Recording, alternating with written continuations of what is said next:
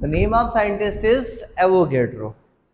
तो एवोगैड्रो ने ये रिसर्च करी, एवोगैड्रो उन्होंने देखा कि बहुत सारे मॉलिक्यूल्स होते हैं। क्या होते हैं हमारे पास में? मॉलिक्यूल्स। आपने बहुत सारे मॉलिक्यूल्स देखे होंगे। फॉर एग्जाम्पल, जैसे सबसे पहला मॉलिक्यूल हो गया H2O, है ना, वाटर। और आप मॉलिक्यूल ले सकते हो, आप ले लो CH4। What is this molecule? फिर आप एक और मॉलिक्यूल ले लो NaCl। क्या है ये मॉलिक्यूल? इसको सॉल्ट कहते हो, इसको मीथेन कहते हो, इसको आप वाटर कहते हो। एक और मॉलिक्यूल ले लो, आप ले लो H2SO4। ये सब हो गए मॉलिक्यूल। फिर आपको मॉलिक्यूल का मास निकालना याद है? क्या याद है?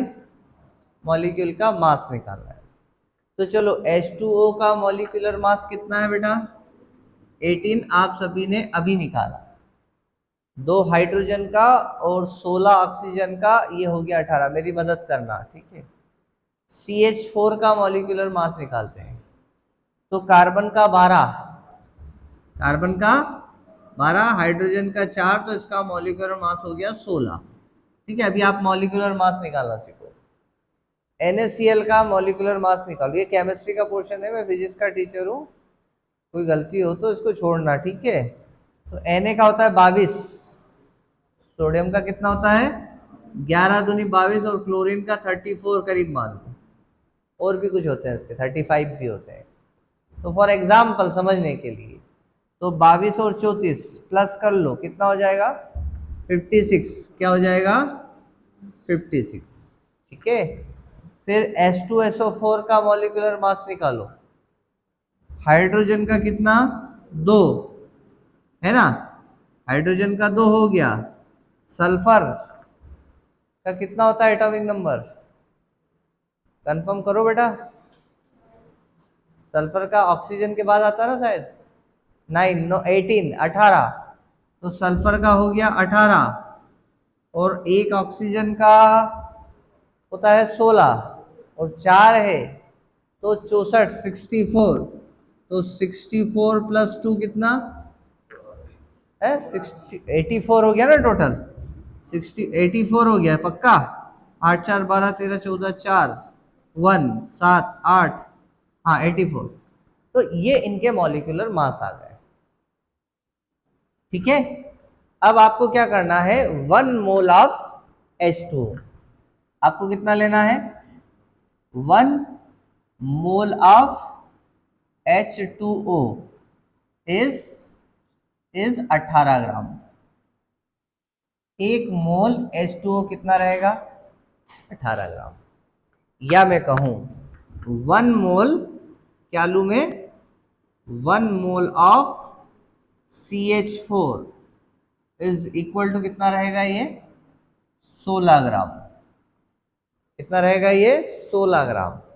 अगर मैं कहूं कि 1 mole of NaCl, 1 mole of NaCl is equal to कितना रहेगा बेटा? 56 ग्राम। कितना रहेगा? 56 ग्राम। एक और लेते हैं, 1 मोल कितना ले लें हम?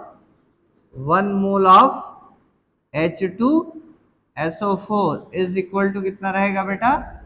ये रहेगा 84 ग्राम। ये कॉन्सेप्ट है, किसी भी मॉलिक्यूल का 1 मोल उसके मॉलिक्यूलर मास के बराबर होता है। इसका मॉलिक्यूलर मास कितना है? 18। तो 1 मोल H2O 18 ग्राम। अब 1 मोल में कितने मॉलिक्यूल्स होते हैं? H2O का 1 मॉलिक्यूल, ये H2O का 1 मॉलिक्यूल, ये H2O का दूसरा मॉलिक्यूल, ये H2O का तीसरा मॉलिक्यूल, ये चौथा मॉलिक्यूल, ये पांचवा मॉलिक्यूल। आपको एक थैला दे दिया। थैला समझते हो ना? सब्जी मंडी जाते हैं तो हम एक झोला लेके जाते हैं। आज हमें आलू खरीद के लाना है। बहुत सिंपल समझना। और मैंने आपसे कहा बेटा 1 मोल आलू खरीद के लाना। What I have told you, मैंने आपसे बोला बेटा 1 मोल आलू लेकर आना, है ना। तो इसका मतलब बताओ आप कितने आलू लेके आओगे। आप लेके आओगे 6.023 इंटू 10⁻23 आलू। इतनी संख्या में आलू इसके अंदर भरे हुए होने चाहिए। समझ गए बात, इतने आलू इस बोरे में होने चाहिए, उसको कहेंगे 1 मोल। तो आपसे कहा कि 1 मोल H2O, इसका मतलब H2O के कितने मॉलिक्यूल, मतलब मैं कह सकता हूं 6.023 इंटू 10⁻23 मॉलिक्यूल्स। इतने मॉलिक्यूल्स लिए हमने किसके, of H2O is equal to 18 gram. वो क्या निकल के आएंगे, 18 ग्राम निकल के आएंगे, इतने सारे मॉलिक्यूल्स। और ये नंबर हमेशा क्या है, फिक्स है। और ये नंबर हमेशा किसके लिए लिखा जाता है, 1 मोल के लिए।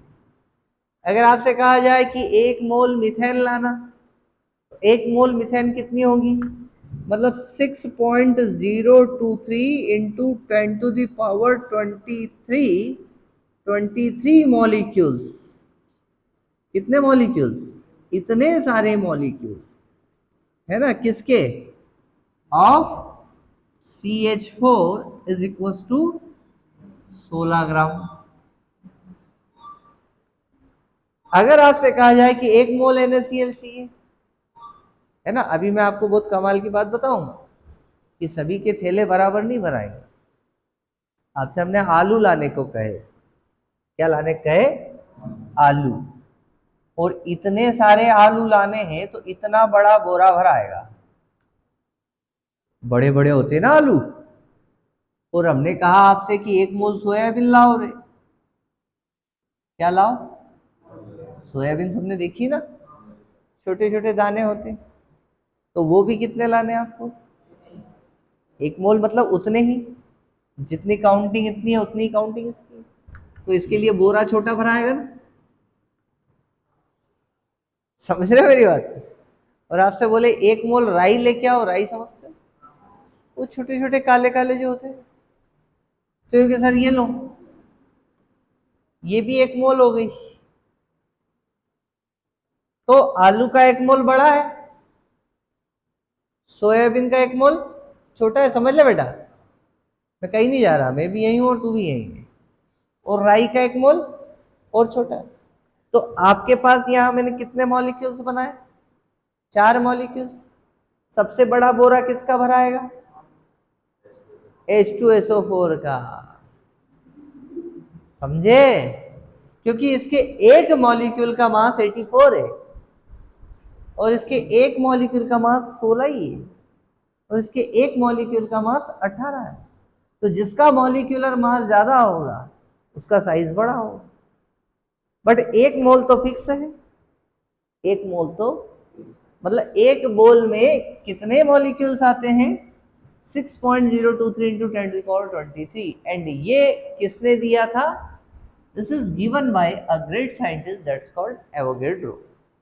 एवोगैड्रो ने एक नंबर दिया, है ना, इट्स अ फंडामेंटल कॉन्सेप्ट है भाई। एवोगैड्रो ने एक नंबर दिया, जो नंबर था कि 6.023 इंटू 10⁻23।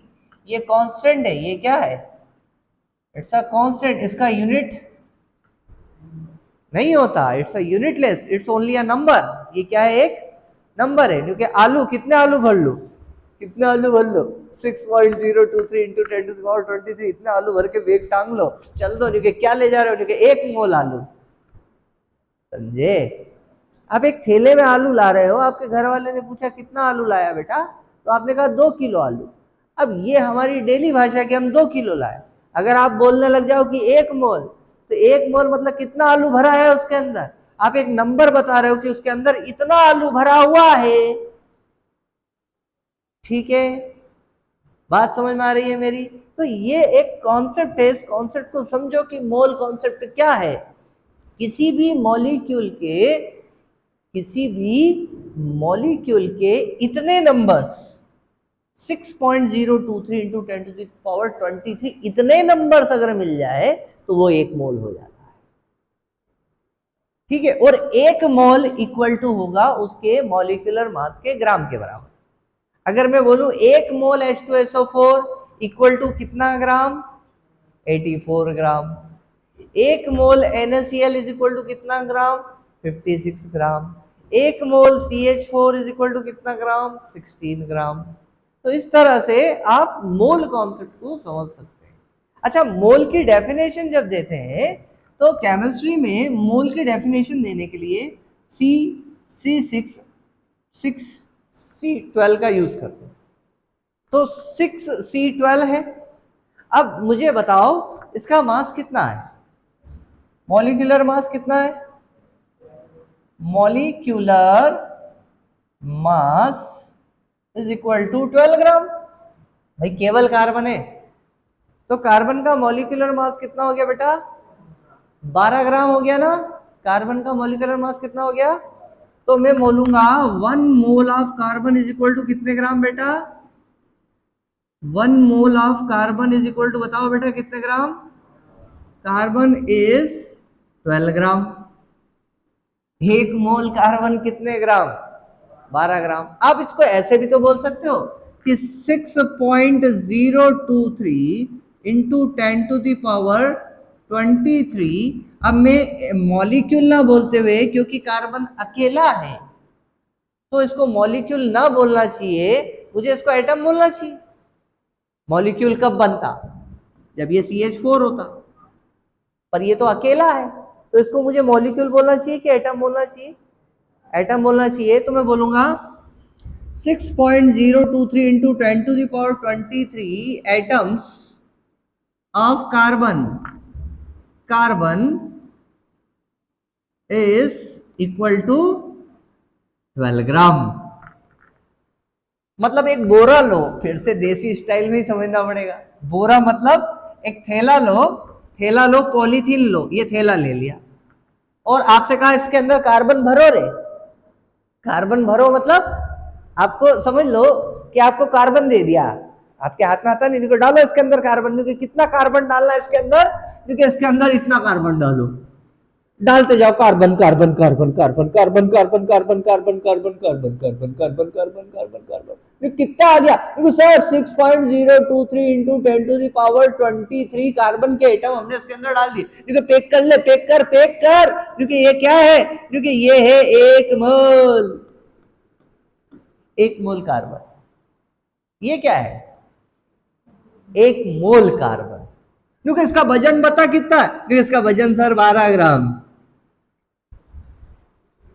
कॉन्सेप्ट समझे? आपने एक थैला लिया, उस थैले में कार्बन डालते गए, कितने कार्बन डाल दिए, उस थैले को बंद कर दिया, कितना वजन आया, कितना हुआ ये?